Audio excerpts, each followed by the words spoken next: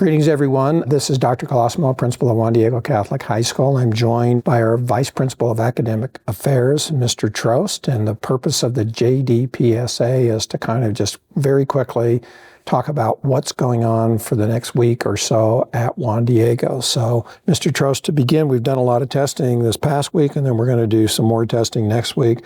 What's that all about? Yeah, so we started the second quarter, which is kind of nice because they've back in kind of the academic swing of things. So we try to get them a little bit back more accustomed to school before we start doing some testing. So on Tuesday, all of our seniors took the ACT, very important test for college, counts for college admissions and things like that. And then the rest of our school took the pre-ACT, which is kind of a leading test that leads up to the ACT.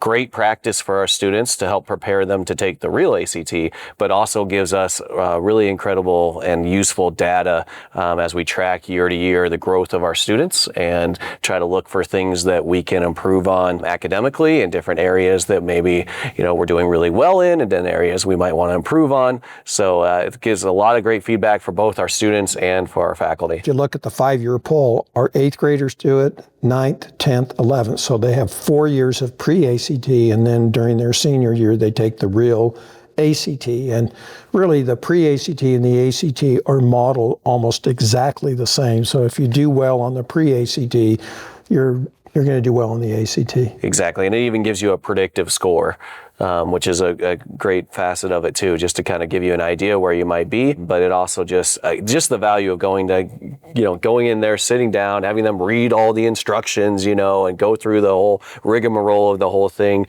I think by the time they take the real ACT, they're a lot more calm. So what is the real ACT? Like, why is it just such a big thing in America? It's a way for colleges to kind of put a little more emphasis behind, or some more validity, I guess, besides grades, right? So they're looking at all these applications from different students across the country, and they're weighing what A might be at a public school versus a private school versus a school on the East Coast versus the West Coast.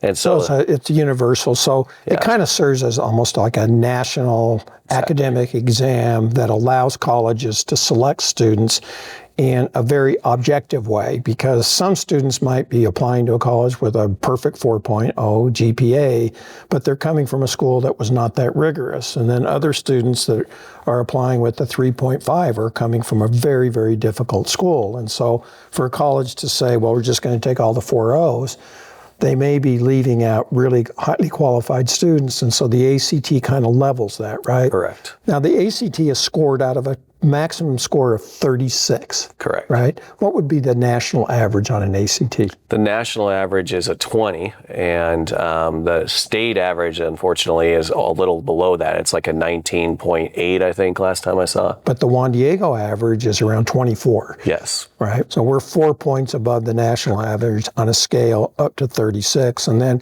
if you took our AP students that were involved in these more difficult classes, that average is 28. Yes, absolutely. So we've got good students here, and they take things seriously. Next week we have the PSAT, which is a different kind of lane than the ACT, but just talk briefly before we end about the PSAT. Yeah, so very important. Wednesday is going to be a different day on campus. It's going to be a flex day.